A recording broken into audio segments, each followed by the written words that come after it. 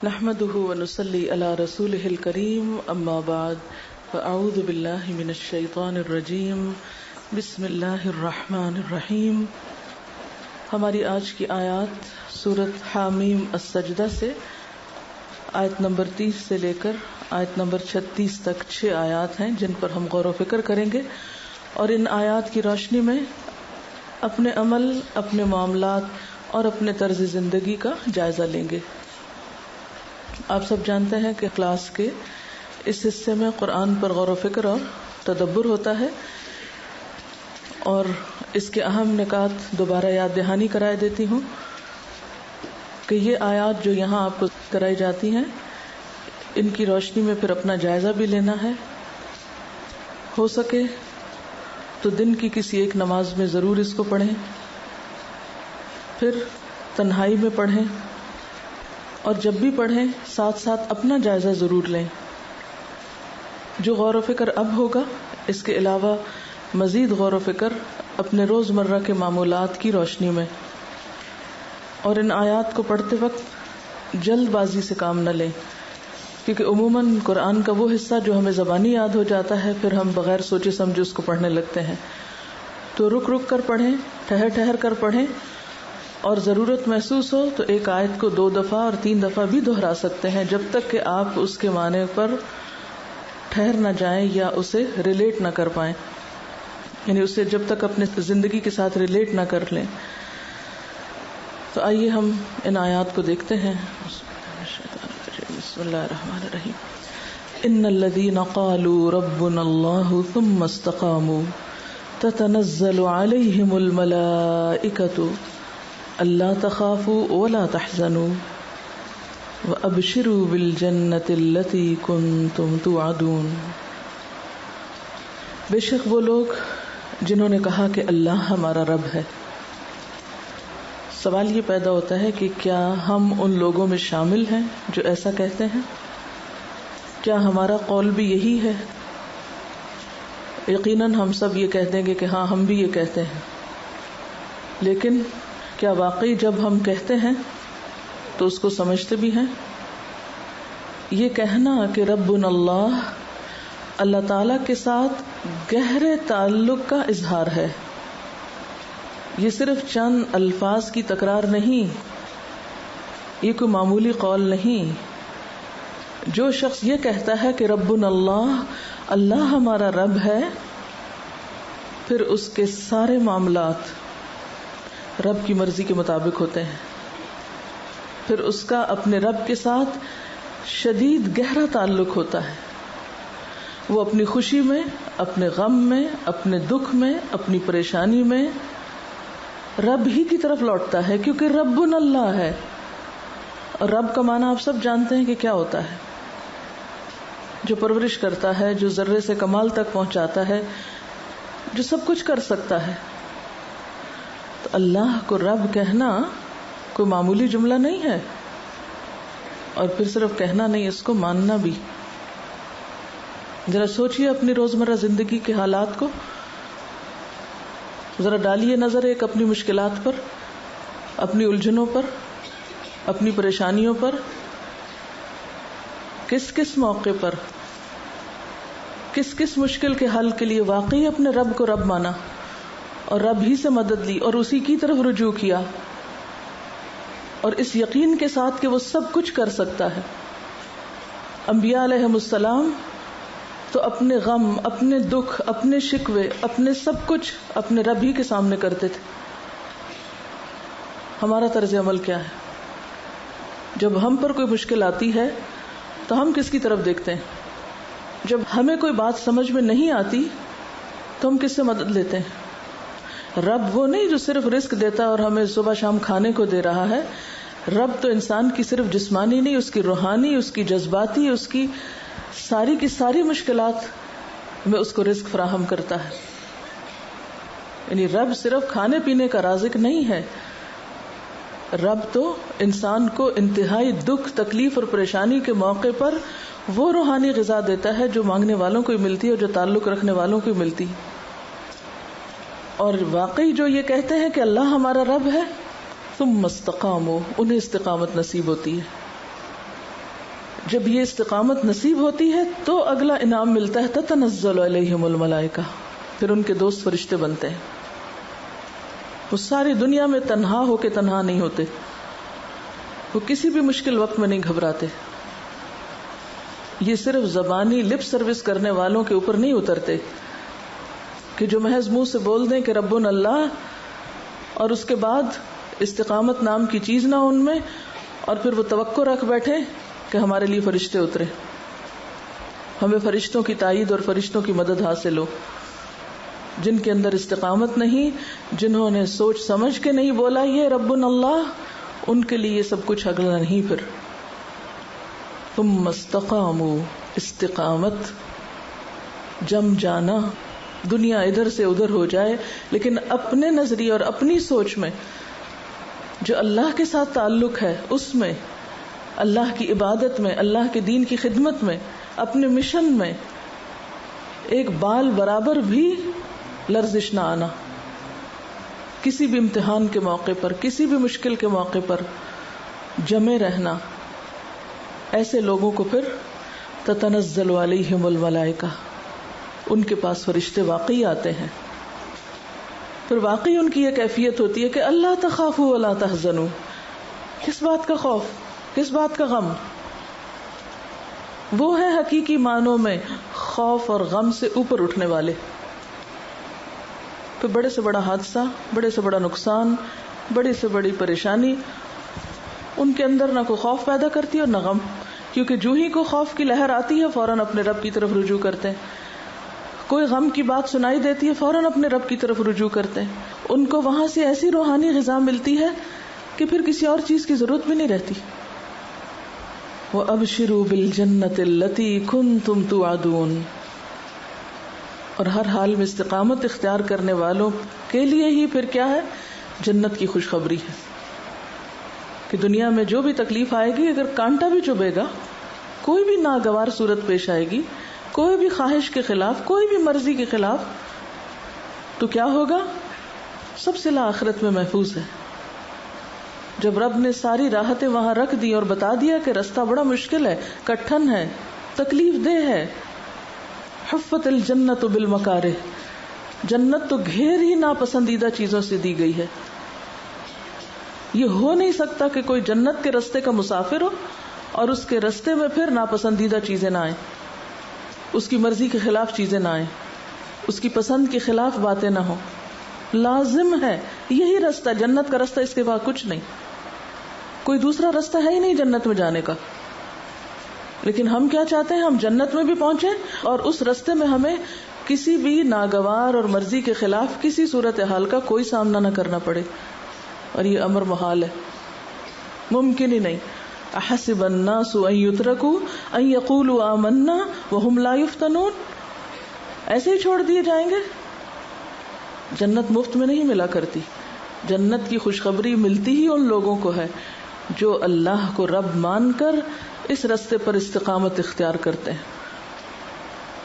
لا يخافون لومۃ لائم. پھر انہیں نہ لوگوں کی باتوں کی پرواہ ہوتی ہے، نہ کسی اور چیز کا خوف ہوتا ہے. تبھی جا کر وہ جم جاتے ہیں.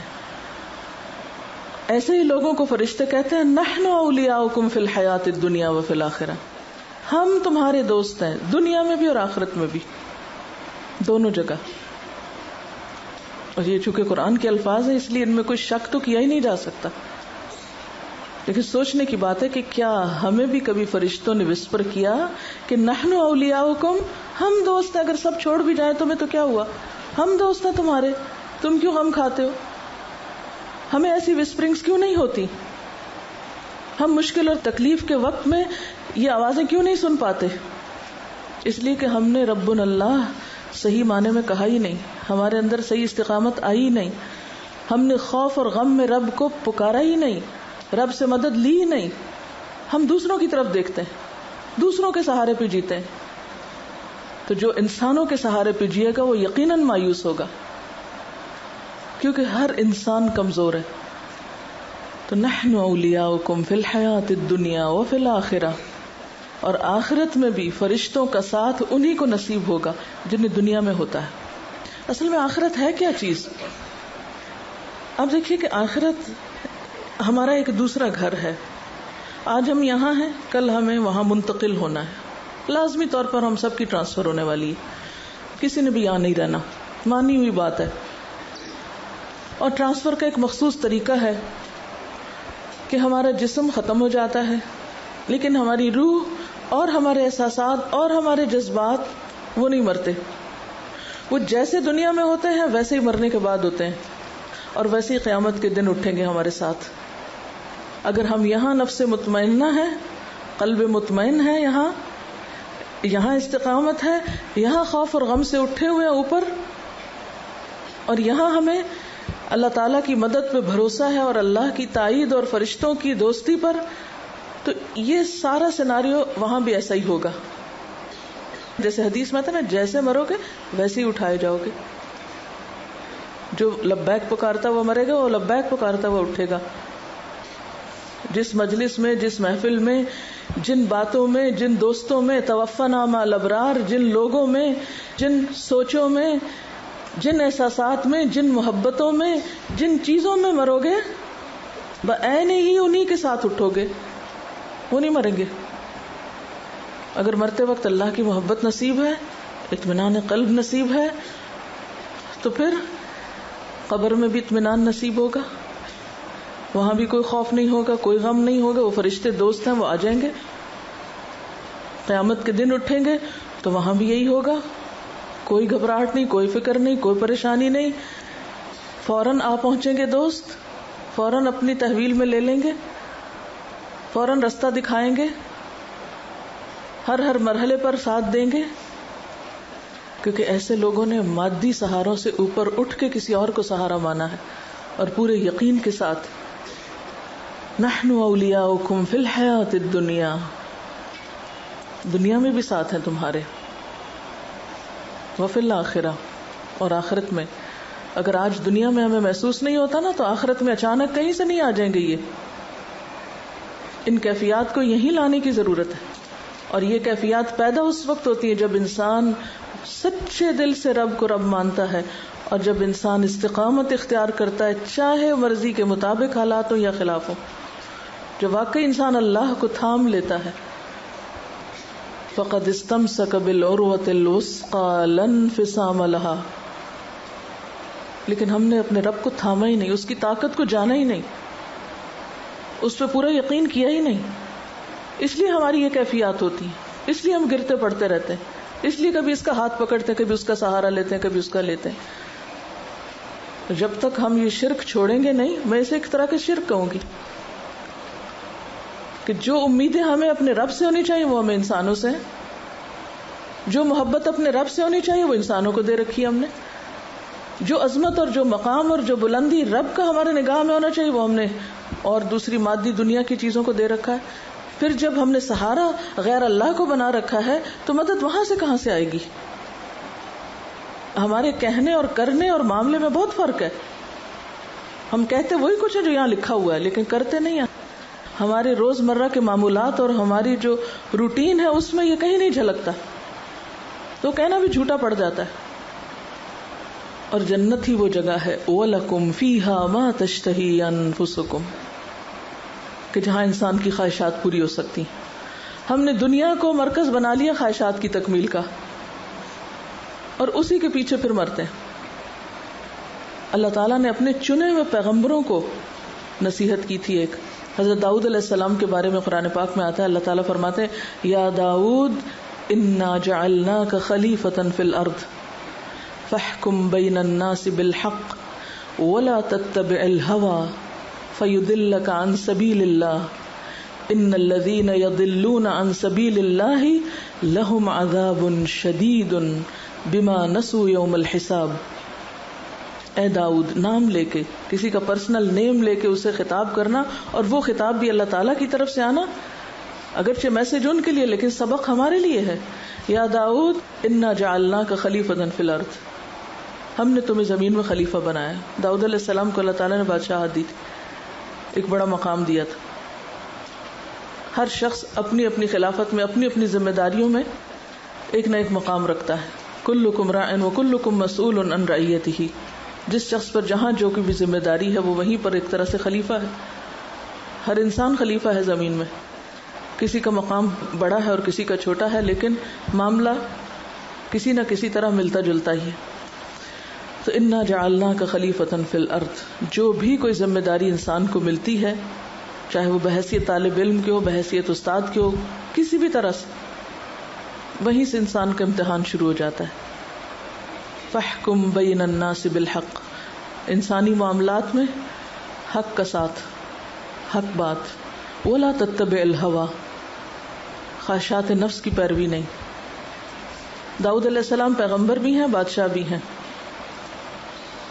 ایسے دو مقام بہت کم لوگوں کو ملے. ان کو کہا جا رہا ہے اولا تتبع الہوی، خواہش نفس کی پیروی نہ کرنا. کیوں؟ فیضلک عن سبیل اللہ، جب دل کی ماننا شروع کرو گے اللہ کا راستہ گم ہو جائے گا، صحیح راستہ نہیں ملے گا. اور نتیجہ کیا ہوتا ہے؟ ان الذین یضلون عن سبیل اللہ، جو لوگ اللہ کا راستہ کھو بیٹھتے ہیں، لہم عذاب شدید، چاہے ماضی میں وہ کیسے بھی نیک رہے ہوں، لہم عذاب شدید. کیوں؟ بما نسوا یوم الحساب. ساری خرابی یہاں سے آتی ہے کہ انسان حساب کتاب کا دن بھول جاتا ہے، اور جب حساب کتاب کا دن بھول جاتا ہے تو پھر باقی کیا رہ جاتا ہے انسان کے پاس؟ جو دل میں آئے کرو. تو خواہشات نفس کی تکمیل یہاں نہیں وہاں ہی ہو سکتی.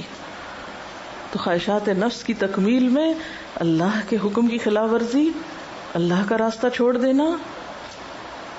وَلَكُمْ فِيهَا مَا تَدَّعُونَ، اور تمہاری خواہشات سے آگے بڑھ کر جو چاہو گے، جو مانگو گے، جو پکارو گے وہ مل جائے گا. اب آپ کمپیئر کر لیں، یہ دنیا کی زندگی کتنے دن کی، کتنے سال جئیں گے. اگر ہمیں کسی معاملے میں کچھ کمی لگ بھی گئی، کچھ کمی ہو بھی گئی ہمارے ساتھ، ہمیں وہ سب نہیں ملا جو ہم چاہتے ہیں، جو ہماری خواہشات ہے، جو ہماری مرضی ہے، تو بھی کتنے دن یہاں رہنا ہے. جب ہم دنیا کو جنت بنانے کے پیچھے لگ جاتے ہیں، اور دنیا کو جنت بنانے کا مطلب کیا ہے؟ خواہشات نفس کی پیروی، کہ ہر وہ چیز ہو جو ہمارا دل چاہتا ہے، ہمیں ہر وہ چیز مل جائے جس کی ہم طلب کرتے ہیں. وَلَكُمْ فِيهَا مَا تَدَّعُونَ، یہ تو صرف آخرت میں ہو سکتا ہے، صرف جنت میں ہو سکتا ہے. ہم اسے دنیا میں کرنا چاہتے ہیں، جب وہ نہیں ہو پاتا پھر فرسٹریشن کا شکار ہوتے ہیں، اور یہیں سے پھر استقامت میں خلل آتا ہے، یہیں سے پھر رب پر بھروسہ ختم ہوتا ہے، یہیں سے پھر انسان خوف اور غم سے نجات نہیں پا سکتا. تو سب سے بڑھ کر نزلا من غفور الرحیم، اللہ کو رب کہنے والوں کے لیے غفور الرحیم کی طرف سے ایک خاص میزبانی، وہ رحمان کے مہمان ہوں گے. آپ دیکھیے کہ دنیا میں دنیا کے بادشاہ یا دنیا کے بڑے لوگ کس کو اپنا مہمان بناتے ہیں؟ چور ڈاکو کو، ہر غلط کار کو، ہر ایرے غیرے کو، ہر راہ چلتے کو. اگر دنیا میں کسی بڑی شخصیت کا مہمان بننے کے لیے کچھ کوالٹیز چاہیے تو اللہ کا مہمان بننے کے لیے کچھ بھی نہیں چاہیے. جتنی چاہو اس کی نافرمانی کرو اور پھر کل جا کے اس کے مہمان بن جاؤ، یہ کیسے ممکن ہے؟ وہ اپنے چنے ہوئے لوگوں کو جو اس کی مرضی کے مطابق زندگی بسر کرتے ہیں ان کو اپنا مہمان بنائے گا، ان کی میزبانی کرے گا. اور اس کے لیے نسخہ کیا ہے؟ وَمَنْ أَحْسَنُ قَوْلًا مِّمَّنْ دَعَا إِلَى اللَّهِ، بہترین طریقہ اللہ کی طرف لوگوں کو بلانا، لوگوں کو اللہ سے جوڑنا. اور یہ ہر انسان کی ضرورت ہے. یہ کون کر سکتا ہے؟ وہی کر سکتا ہے جس نے کہا ہو ربنا اللہ، جس نے خود رب کو پا لیا، جو خود رب کو پہچان چکا ہو. جس نے خود اس کو نہیں پہچانا وہ دوسروں کو کیا پہچان کرائے گا؟ یہ کام کوئی ٹیکنیکل قسم کا کام نہیں ہے، کوئی مشینی عمل نہیں ہے. یہ کام وہی کر سکتا ہے جس نے خود کر رکھا ہو اپنی ذات میں، جس نے خود کو اپنے رب سے جوڑ رکھا ہو، وہی اس بہترین کام کے قابل ہے. اور جو خود ڈگمگایا ہوا ہو، جس کے اپنے اندر استقامت نہ ہو، اور جو خود غیر اللہ کی محبت کا شکار ہو، وہ کس طرح رب سے جوڑ سکتا ہے کسی کو؟ وَمَنْ أَحْسَنُ قَوْلًا مِّمَّنْ دَعَا إِلَى اللَّهِ وَعَمِلَ صَالِحًا، اور پھر جس کا عمل صالح ہو. وَقَالَ إِنَّنِي مِنَ الْمُسْلِمِينَ، اور جو برملا کہتا ہو کہ میں مسلمان ہوں، اسے اپنے مسلمان ہونے پر کوئی شرمندگی نہ ہو. اسے اپنے اسلام سے کوئی خوف نہ ہو، کوئی ندامت نہ ہو. اور یہ بھی صرف قول نہیں ہے، وقال اننی من المسلمین، یہ صرف ایک ڈکلریشن نہیں ہے، بلکہ وہ عمل سے ثابت کرتا ہو کہ میں ایک مسلمان ہوں، میں اپنے رب کے سامنے سرنڈر کرتا ہوں، میں ہر حال میں اپنے رب ہی کا تابع دار ہوں، اسی کا وفادار ہوں. سب سے زیادہ کرم اور مہربانی تو اس کی ہے مجھ پر، لہٰذا میں بھی سب سے زیادہ اسی کے آگے سر جھکانے والا ہوں. اور پھر انسانوں کے ساتھ معاملات میں وَلَا تَسْتَوِي الْحَسَنَةُ وَلَا السَّيِّئَةُ، دونوں طرح کے رویے سامنے آئیں گے، اچھائی بھی آئے گی، برائی بھی آئے گی. عام طور پر ہمارا طریقہ کیا ہوتا ہے، جو ہم سے اچھا کرے ہم بھی اس کے ساتھ اچھا کرتے ہیں، جو ہمارے ساتھ اچھا نہ کرے ہم اس کے ساتھ برا کرتے ہیں. یہ قرآن کہتا ہے کہ وَلَا تَسْتَوِي الْحَسَنَةُ وَلَا السَّيِّئَةُ، حسنہ اور سیئہ، اچھائی اور برائی برابر نہیں ہوا کرتی. اچھا وہ ہے جو اچھائی کے جواب میں اچھائی کرے لیکن برائی کے جواب میں بھی اچھائی کرنے کا حوصلہ رکھتا ہو، جو برائی کے بدلے بھی اچھائی کر سکتا ہو. تو اس بہترین کام کے قابل پھر کون ہے؟ ادفع باللتی ہی احسن، جو لوگوں کی طرف سے آئی ہوئی برائیوں اور خرابیوں کے جواب میں ایک اچھے رویے کو اختیار کر سکتا ہو، جو برائی کو بھلائی سے، تکلیف دہ رویے کو ایک اچھے اخلاق اور اچھے رویے کے ساتھ رفع دفع کر سکتا ہو. ہم اپنا جائزہ لیں کہ ہم کیا کرتے ہیں، جو ہمارے ساتھ اچھا نہ کرے ہم اس کے ساتھ کتنے اچھے ہوتے ہیں. اور اس طریقے پر عمل کرنے سے فَإِذَا الَّذِي بَيْنَكَ وَبَيْنَهُ عَدَاوَةٌ كَأَنَّهُ وَلِيٌّ حَمِيمٌ، دشمن بھی دوست بن جائیں گے. آج تک اپنا حساب لیجئے، آج تک ہم نے کتنے دشمنوں کو دوست بنایا، ہمارے کتنے دشمن آج تک ہمارے دوست بنے. اپنے خاندانی زندگی میں دیکھ لیجئے، اپنے رشتہ داروں میں دیکھ لیجئے، پوری لسٹ اپنے سامنے رکھیے، جن جن کے ساتھ بھی آپ کا معاملہ اور تعلق ہے ان سب میں دیکھ لیجئے کہ آپ کے کتنے مخالفین آپ کے وفادار ہوئے. نبی صلی اللہ علیہ وسلم کا طریقہ تو یہی ہے، آپ نے اپنے دشمنوں کو دوست بنایا تھا، اس سے اسلام پھیلا تھا. ہم دوستوں کو بھی دشمن بنا لیتے ہیں، ہم اپنوں کو بھی دور بھگا دیتے ہیں. بالکل ٹوٹلی اس کے برعکس عمل ہے ہمارا. دین کیسے پھیلے گا؟ ومن احسن قولا کا کام کیسے ہو سکتا ہے؟ اور فرمایا کہ جو دشمنی رکھنے والا ہے اس کا رویہ کیا ہوگا؟ کأنہ ولی حمیم، وہ دلی دوست بن جائے گا. ہم میں سے ہر شخص اپنے دائیں بائیں آگے پیچھے جتنے بھی لوگوں سے اس کے تعلقات ہیں ان سب تعلقات کو پرکھے. آپ چاہیں تو لکھ لیں، چاہیں تو دماغ میں لا کر ایک ذہن میں لائیں اور سوچیں کہ کتنے لوگوں کو اب تک میں اپنا دوست بنا چکی ہوں، اور کون سے لوگ ایسے ہیں جو دوست تھے اور چھوٹ گئے مجھ سے، اور کیوں ایسا ہوا. عام طور پر ہم غلطی سامنے والے میں دیکھتے ہیں، اپنی غلطی بھول جاتے ہیں، اور جو جتنا دوسروں میں غلطیاں تلاش کرتا ہے اتنا ہی اپنے سے غافل ہوتا ہے. اس کو اپنے اندر کی غلطیاں اور خطائیں پھر نظر آ ہی نہیں سکتی، آتی ہی نہیں، اس کو دکھائی نہیں دیتی، کیونکہ وہ کسی اور چیز کی طرف توجہ کیے ہوئے ہے. اور کبھی بھی انسانی تعلقات اچھے نہیں ہو سکتے، آپ کے انسانوں کے ساتھ تعلقات اچھے ہو نہیں سکتے جب تک کہ آپ غلطی اپنے اندر دیکھنے کے عادی نہ بنے کہ میرا قصور کہاں ہے، میری کمی کہاں ہے، میری خطا کہاں ہے، میری بھول کہاں ہے. جب تک آپ کی نگاہ خود پر نہ پڑے کوئی بھی تعلقات اور معاملات درست نہیں ہو سکتے. یہ ہے اصل ٹیسٹ. ادفع باللتی ہی احسن فاذا الذی بینک وبینہ عداوۃ، یہ ہے اصل چیلنج. عداوت والوں کے ساتھ یا عداوت کو کس میں بدلنا ہے؟ کأنہ ولی حمیم. صرف اچھے تعلقات میں بھی نہیں، ولی حمیم بننا ہے، ولی حمیم بنانا ہے، دلی دوست، گہرا دوست. وما یلقاها الا الذین صبروا. ان سب چیزوں کے لیے ایک نسخہ ہے اور وہ ہے صبر. جو صبر نہیں کر سکتا وہ اس میں سے کوئی خیر بھی نہیں پا سکتا. وما یلقاها الا ذو حظ عظیم. اور یہ صفت اور یہ کوالٹی اور یہ بھلائی نہیں ملتی مگر انہی کو جن کی بہت بڑی قسمت ہو. عام طور پر ہم قسمت کے لیے اللہ تعالیٰ کو مورد الزام ٹھہراتے ہیں، لیکن یہاں سے کیا پتہ چلتا ہے کہ آپ کی قسمت آپ کے اپنے ہاتھ میں. آپ کیا پروو کرتے ہیں، آپ کیا ڈیزرو کرتے ہیں، آپ کس چیز کے اہل ثابت کرتے ہیں خود کو. کس چیز کے حقدار ہیں. وما يلقاها الا ذو حظ عظیم. یہ ذو حظ عظیم وہی شخص ہوتا ہے جس کے اندر صبر ہی صبر بھرا ہوا ہو، جو برائی کے جواب میں بھلائی کرنا جانتا ہو، جو دوسروں کی غلطیوں کو معاف کرنا جانتا ہو. والکاظمین الغیظ والعافین عن الناس واللہ یحب المحسنین. جو صرف غصے کو پی جانے والے ہی نہ ہوں بلکہ معاف بھی کرنا جانتے ہوں اور معاف کر کے احسان کے درجے پر ہوں. ہمارا طرز عمل کیا ہے؟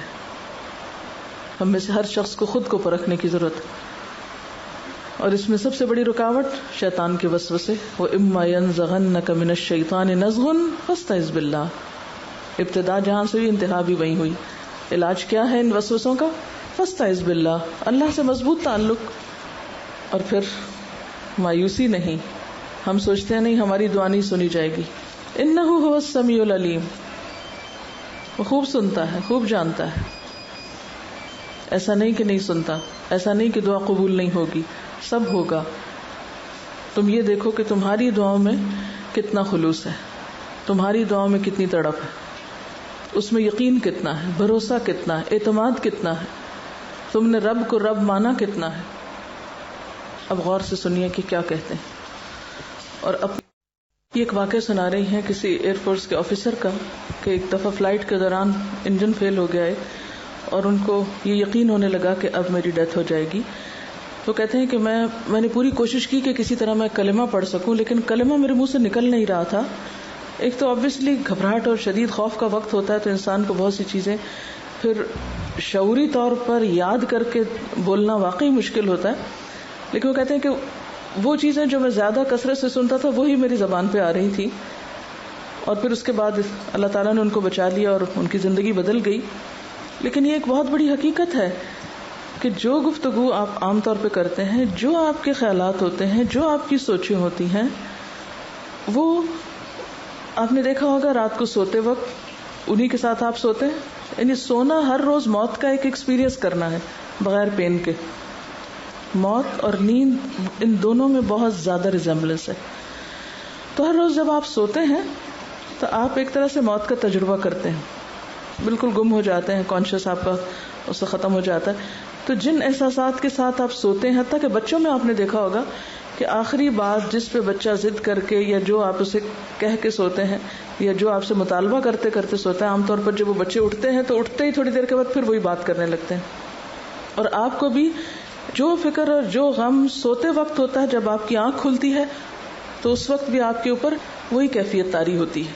یہ ایکسپیرینس ہم دنیا میں بھی کر رہے ہوتے ہیں اور قیامت کو بھی یہی ایکسپیرینس کریں گے. جو تفکرات، جو لوگوں کے بارے میں ہماری سوچ، جو پازیٹیو یا نیگیٹو تھنکنگ، اللہ تعالیٰ کے بارے میں ہمارا گمان اور یقین، ہماری محبت، ہمارے احساسات، جو کچھ بھی ہمارے ساتھ ہے، وہ جس حال میں ہم ہوتے ہیں اسی میں اینڈ ہوگا اور اسی کے ساتھ پھر دوبارہ اٹھائے جائیں گے. اصل میں یہی ہمارے امتحان ہوتے ہیں کہ خوف میں، غم میں، مشکل میں، پریشانی میں ہم اپنی اقدار کو کتنا تھامے رکھتے ہیں اور کتنے پھسلتے ہیں اور کتنا بھولتے ہیں اور کتنا چھوڑ دیتے ہیں. کوئی مشکل ہے، سب سے پہلے کیا چھوٹتا ہے؟ نماز چھوٹتی ہے عام طور پر. کوئی خوشی کا موقع ہے، سب سے پہلے کیا چھوٹتا ہے؟ نماز چھوٹتی. نماز ایک ٹیسٹ ہے نا، جو اللہ تعالیٰ کے ساتھ ہمارا ایک بونڈ یا ہمارا جو ایک تعلق ہے اس کو ظاہر کرتا ہے. تو جب ہر مشکل میں وہ بونڈ ہی ٹوٹتا ہے، وہ ظاہری تعلق ٹوٹتا ہے، بھوک ہو، نیند ہو، غم ہو، خوشی ہو، سب سے پہلے جو بریک آتی ہے وہ نماز میں آتی، یا غفلت یا ڈیلیز یا وٹ ایور. تو جب اسی سے رابطہ مضبوط نہیں ہے تو پھر باقی یہ سب کچھ کی امید اور تمنا کس لیے؟ اچھا، یہاں یہ جو ہے ادفع باللتی ہی احسن، یہ جو فارمولہ ہے، یہ ایک اور ہم سب کا بہت بڑا امتحان ہے. ناموافق، ناخوشگوار اور ناپسندیدہ حالات میں احسن رویہ اختیار کرنا، برائی کا جواب بھلائی سے دینا. عموماً ہمارا رویہ کیا ہوتا ہے؟ کسی نے اگر چھوٹی برائی کی ہم سے تو ہم اس سے بڑی جب تک نہ کر چکے تو تسلی نہیں ہوتی، اور صرف اس سے نہیں، اس کو نشر نہ کر چکے جب تک. حضرت خدیجہ کا واقعہ سناؤں گی.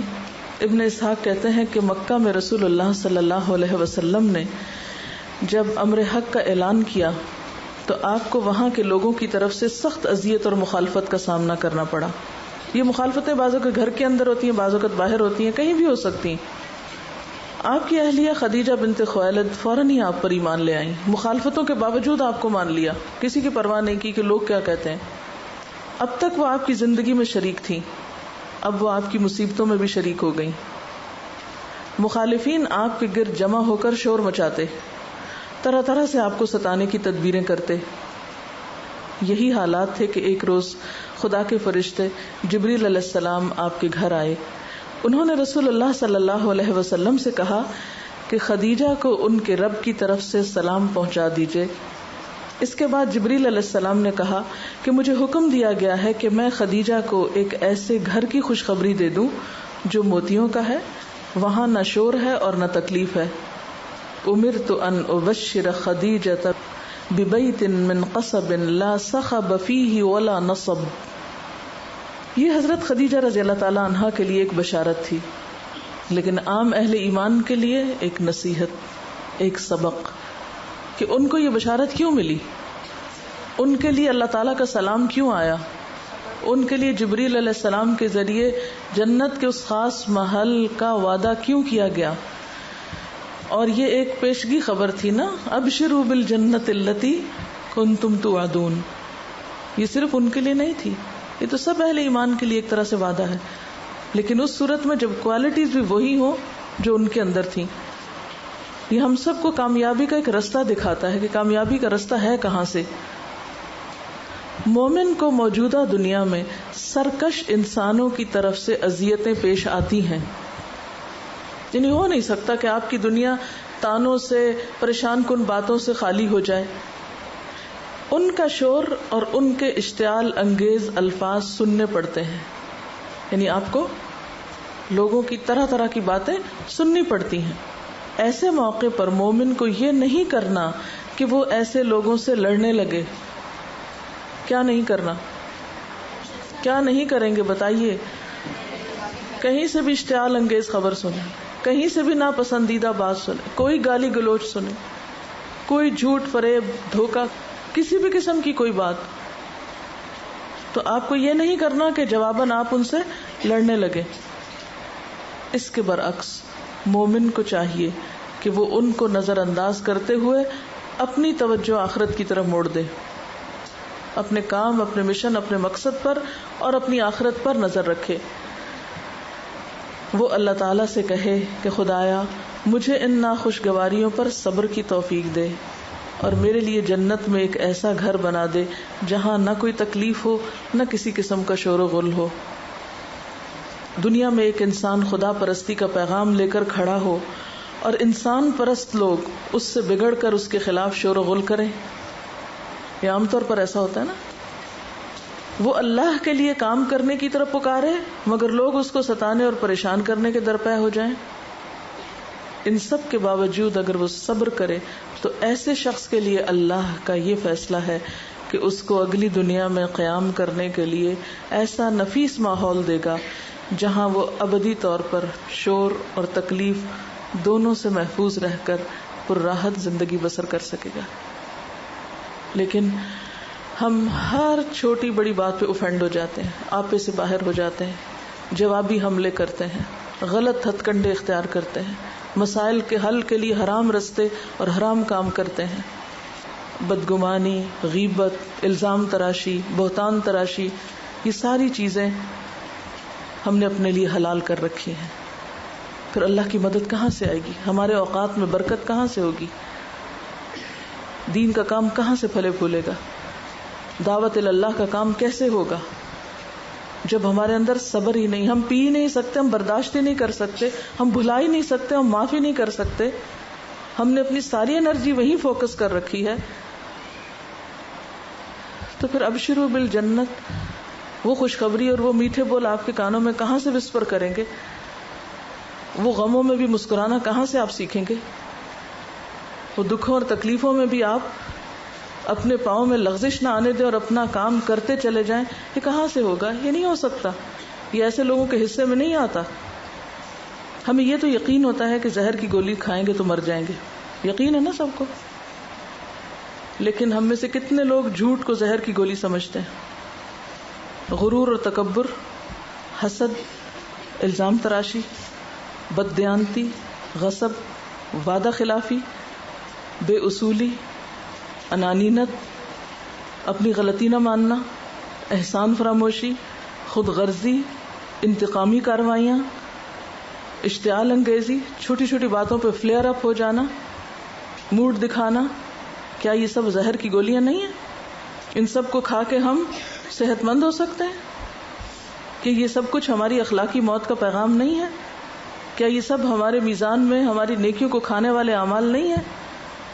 لیکن ہم نے ان سب چیزوں کو اپنے لیے جائز قرار دے رکھا ہے. پھر ہم یہ توقع رکھتے ہیں کہ ہم دین کا کوئی بہت اچھا کام کر لیں. محال ہے. جب تک اپنی اس نیگیٹیوٹی پر قابو نہیں پا سکتے، اور آپ خود نہیں پا سکتے اللہ کی مدد سے، دنیا کی کوئی طاقت آپ کو کوئی بھی مدد نہیں دے سکتی. کوئی آپ کی مدد نہیں کر سکتا، کیونکہ آپ کا اپنا ارادہ نہیں ہے. آپ خود اپنے حصے کا کام نہیں کر رہے. اللہ کی مدد اس کو آتی ہے جو خود قدم اٹھاتا ہے، جو خود کوشش کرتا ہے. اور یہ صرف وہ کر سکتے ہیں جن کے اندر صبر ہوتا ہے، جو برائیوں کو دفن کرنا جانتے ہیں، جو ان سب چیزوں کو بھول سکتے ہیں. لیکن ہمارے تو دل کے آئینے میں یہی سب کچھ سجا ہوا ہے. پھر اللہ کو ہم جیسے لوگوں کی کیا ضرورت ہے؟ وہ بے پرواہ ہے، بے نیاز ہے. نہ اسے ایسے گندے لوگوں کی عبادت کی ضرورت ہے، نہ ان کی اوپر کے ذکر اذکار کی ضرورت ہے. اس تو خالص لوگ چاہیے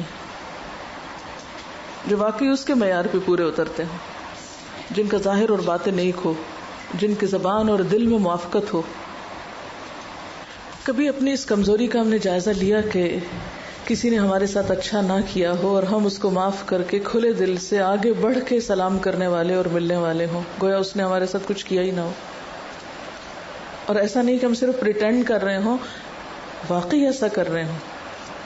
اور جب تک ایسا کرنے کی صلاحیت ہمارے اندر نہیں، ہم خود سے اپنے اندر سے کمزور ہیں. تو اگر ہم واقعی چاہتے ہیں کہ اللہ کی مدد آئے تو اس کے لیے اپنی اس کمزوری پہ قابو پانا بے حد ضروری ہے. ان الذین قالوا ربنا اللہ ثم استقاموا. ایک ہوتی ہے استقامت اور ایک ہوتی ہے ضد اور ہٹ دھرمی اور انانینت. ہمارے اندر استقامت نام کی شے بہت کم ہے، لیکن ضد اور ہٹ دھرمی بہت ہے. جہاں ہماری سوئی اٹک جائے وہاں سے ہم ہلنے کا نام نہیں لیتے، چاہے ہم غلطی پر ہوں، مانتے نہیں. یہ ایک غلط سینس کی استقامت ہے. اور یاد رکھیے کہ ضد اور ہٹ دھرمی کا شکار لوگ خود برباد ہوتے ہیں. اس کی ایک چھوٹی سی مثال، قدرتی آفتوں میں سب سے بڑی آفت زلزلہ ہے. یعنی جتنی بھی آفتیں، طوفان، آندھی، بارش وغیرہ ہوتی ہیں، ان میں سب سے بڑی آفت زلزلہ ہے. قدیم ترین زمانے سے انسان زلزلوں کا شکار ہوتا ہے. زلزلے میں جو انسانی موتیں واقع ہوتی ہیں ان کا سب سے بڑا سبب مکانوں کا گرنا ہے.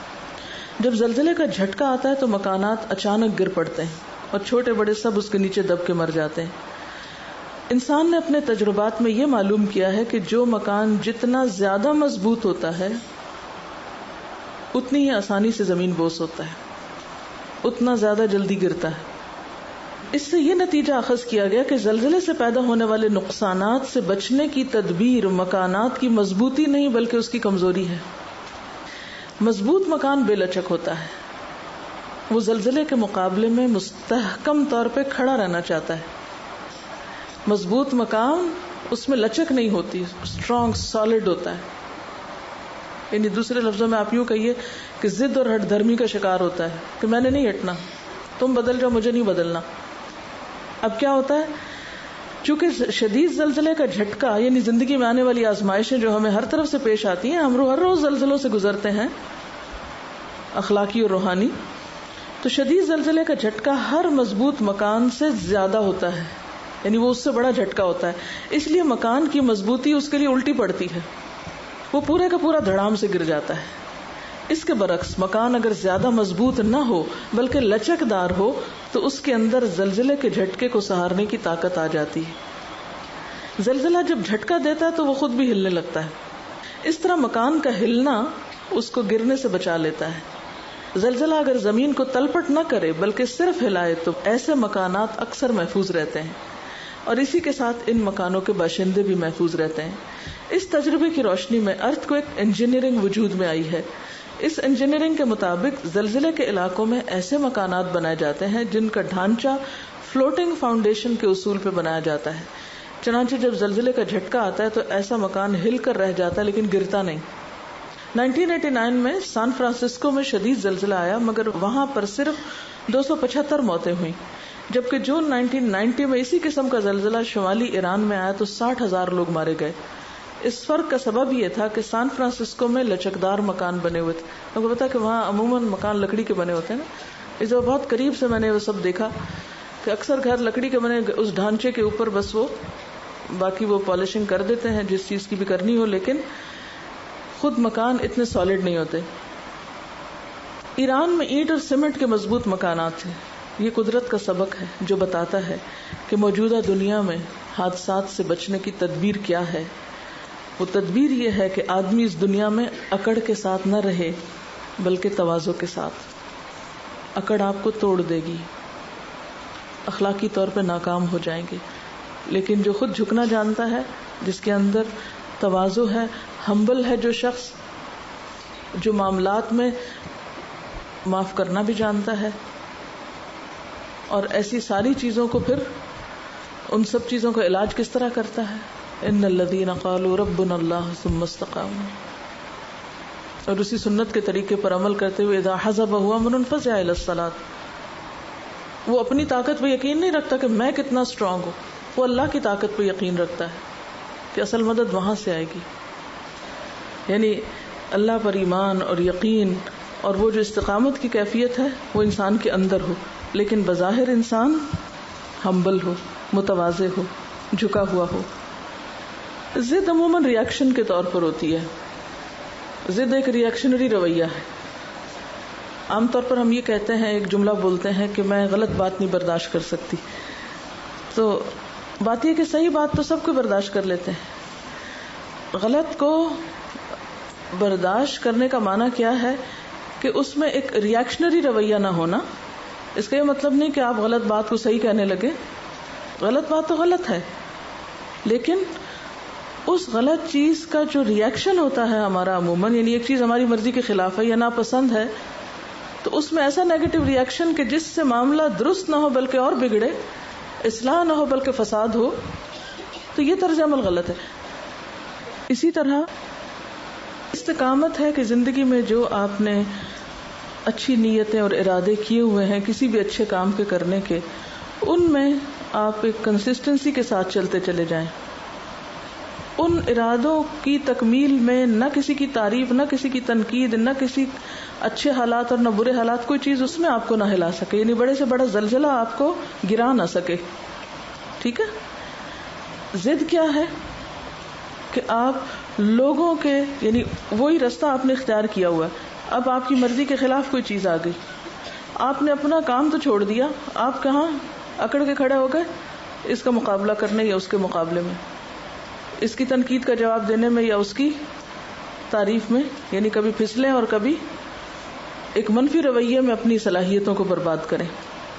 ہر چیز نیگیٹو اور پازیٹو ساتھ ساتھ چلتی ہے نا انسان کے. یہ نہیں ہو سکتا کہ کسی میں استقامت ہو مگر ضد نہ ہو. دونوں چیزیں ہیں. اور امتحان کے لیے نا الہمہا فجورہا و تقواہا، انسان جو ازداد یا کنٹرڈکشنز کا مجموعہ ہے، دونوں چیزیں ہوتی ہیں. جب انسان کا بیلنس خراب ہوتا ہے، یعنی جب آپ کے دین کے کام میں استقامت متزلزل ہوتی ہے، تو آپ ضد انا کا شکار ہو جاتے ہیں، یعنی ادھر وہ چیز بڑھ جاتی ہے. اور جب آپ اپنے اصل مشن میں استقامت کے ساتھ چل رہے ہوتے ہیں تو یہ چیزیں تھوڑی بہت آتی جاتی ہیں اور ان کو آپ ساتھ ساتھ ہٹاتے چلے جاتے ہیں. یعنی یہ ہوں گی دونوں ہی چیزیں، چھٹکارا نہیں ہو سکتا اس نیگیٹیوٹی سے، لیکن یہ کم ہو سکتی ہے اس تناسب سے جتنی آپ کی ایک پازیٹو کام کے کرنے میں جماؤ زیادہ ہے یا فوکسڈ زیادہ ہے یا آپ کی کنسنٹریشن زیادہ ہے. یہ بالکل ایسی نا جیسے آپ پڑھ رہے ہیں، پڑھتے پڑھتے ایک مکھی آ جاتی ہے. ہاں، اب آپ کی استقامت کیا ہے؟ پڑھتے رہیں اور مکھی کو. اور دوسرا طریقہ کیا ہے؟ کتاب کریں بند اور مکھی کے پیچھے بھاگنا شروع کر دیں. بہت سے لوگ زندگی میں یہ رویہ اختیار کیے ہوتے ہیں. وہ ایک مکھی اتنا ان کو بادر کرتی ہے کہ وہ اپنا کام چھوڑ کے بیٹھ جاتے ہیں. ناپسندیدہ ناگوار صورتحال ہر روز پیش آئے گی، ہر دم پیش آئے گی. آپ کا امتحان کیا ہے کہ آپ مکھی کے مقابلے کے لیے تلوار استعمال کر رہے ہیں یا توپ استعمال کر رہے ہیں یا کسی اور طریقے سے اس کو ختم کیا جا سکتا ہے. ان الذین قالوا ربنا اللہ، بے شک وہ لوگ جنہوں نے کہا کہ اللہ ہمارا رب ہے. ہم بھی انہی لوگوں میں شامل ہیں جو یہ دعویٰ کرتے ہیں. لیکن سوچنے کی بات یہ کہ واقعی جو کچھ ہم کہتے ہیں وہ سمجھتے بھی ہیں. اس بات کو اپنے اوپر ہم لے کر دیکھیں کہ اللہ میرا رب ہے. کیا میں ان لوگوں میں شامل ہوں جنہوں نے اللہ ہی کو اپنا رب مان لیا ہے؟ یعنی رب ماننے کا تقاضا مجھے معلوم ہے. کیا اللہ کو رب مان کر میں اپنی خوشی، غم، پریشانی اور دکھ میں اسی کی طرف رجوع کرتی ہوں، یا اپنی مشکلات کے حل کے لیے غیر رب سے توقعات رکھتی ہوں؟ کیا میں اللہ کو رب ماننے کے بعد اللہ کے دین پر استقامت اختیار کیے ہوئے ہوں؟ کیونکہ جب انسان اللہ کو رب مانتا ہے تو پھر ہو نہیں سکتا کہ اس کو بھول جائے، اس کا دامن چھوڑ دے یا اس کے دین کا راستہ چھوڑ دے. ان دین پر استقامت کا حال کیسا ہے؟ اور جو شخص اللہ کو رب مانتا اور استقامت اختیار کرتا ہے پھر اس کی زندگی سے خوف اور غم دور ہونے لگتے ہیں اور فرشتوں کی سرگوشیاں سنائی دینے لگتی ہیں کہ اللہ تخافوا ولا تحزنوا وابشروا بالجنۃ التي کنتم توعدون. کیا انتہائی رنج اور غم اور مشکل وقت میں میرے دل کی کیفیت اور حالت ایسی ہوتی ہے. پھر یہ کہ دین کے کام میں جب کوئی ناگوار صورتحال پیدا ہوتی ہے تو میرا رد عمل کیا ہوتا ہے؟ دین پر استقامت، اطمینان، یا پھر خوف، غم، غصہ، مایوسی اور بددلی؟ کیونکہ جو اللہ کو رب مان لیتا ہے اس کا عملی رویہ مختلف ہوتا ہے. کیا مشکلات کے وقت مجھے ایسا محسوس ہوتا ہے کہ فرشتے میرے دوست ہیں؟ میں تنہا نہیں ہوں، تنہا ہو کر بھی. نحن اولیاؤکم فی الحیات الدنیا وفی الآخرہ.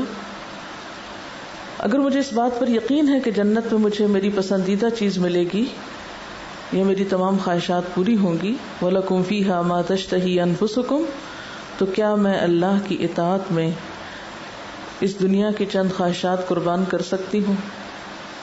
کیا میرا اخلاق اور کردار ایسا ہے کہ میں اللہ کی مہمان بن سکوں؟ نزلا من غفور الرحیم، کیونکہ اللہ تعالیٰ کے مہمان تمام لوگ نہیں ہوں گے، اس کے خاص بندے ہوں گے. پھر ومن احسن قولا ممن دعا کے حوالے سے لوگوں کو اللہ کی طرف بلانا میری ترجیحات میں کس نمبر پر ہے؟ کیا اپنی دنیا کے کاموں سے فارغ ہو کر وقت بچے تو اللہ کی طرف لوگوں کو بلاتی ہوں، یا میری پرائرٹی نمبر 1 اللہ کی طرف بلانا ہے اور باقی کام اس کے مطابق ایڈجسٹ ہوتے چلے جاتے ہیں؟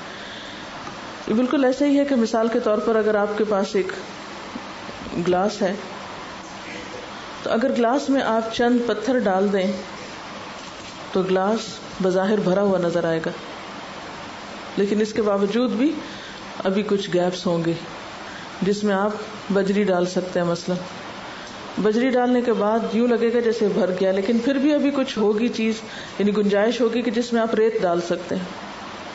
ریت ڈالنے کے بعد بظاہر یہ لگے گا کہ جیسے اب کچھ بھی جگہ نہیں باقی، لیکن اگر آپ اس پہ پانی ڈالیں تو پانی اس کے اندر اپنی جگہ بنا لے گا. تو بالکل اسی طرح ہماری زندگی اور ہمارا وقت یا ہمارا ایک دن بھی ایک خالی جگ کی طرح ہے، ایک خالی گلاس کی طرح ہے. اس کو ہمیں یا تو پہلے درجے پہ پانی سے بھر دینا ہے، یا ریت سے بھرنا ہے، یا بجری سے یا پتھر سے. تو ترجیحات کا تعین بے حد ضروری ہے. اگر آپ پہلے ہی پانی بھر دیں گے تو پھر باقی چیزوں کی گنجائش کم بچے گی. اگر پہلے ریت بھر دیں گے تو پتھر نہیں جائیں گے اس میں، اگر پہلے بجری بھر دیں گے تو بڑے پتھر نہیں جائیں گے.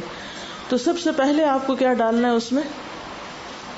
بڑے پتھر، یعنی بڑے بھاری کام، ذمہ داریاں. بڑی ذمہ داریاں، اہم ترین کام، اہم ترین چیزیں سب سے پہلے جانی چاہیے. فرائض کی ادائیگی، ذمہ داریوں کی ادائیگی. یعنی جب آپ اپنا وقت استعمال کرنے لگے تو نمبر 1 فرائض کی ادائیگی کو اس میں رکھیں. پھر اس کے بعد نمبر 2 جو اس سے کم ہو، نمبر 3 جو اس سے کم ہو، نمبر 4 جو اس سے کم ہو. تو اسی وقت میں اسی دن میں سب کچھ آ جائے گا.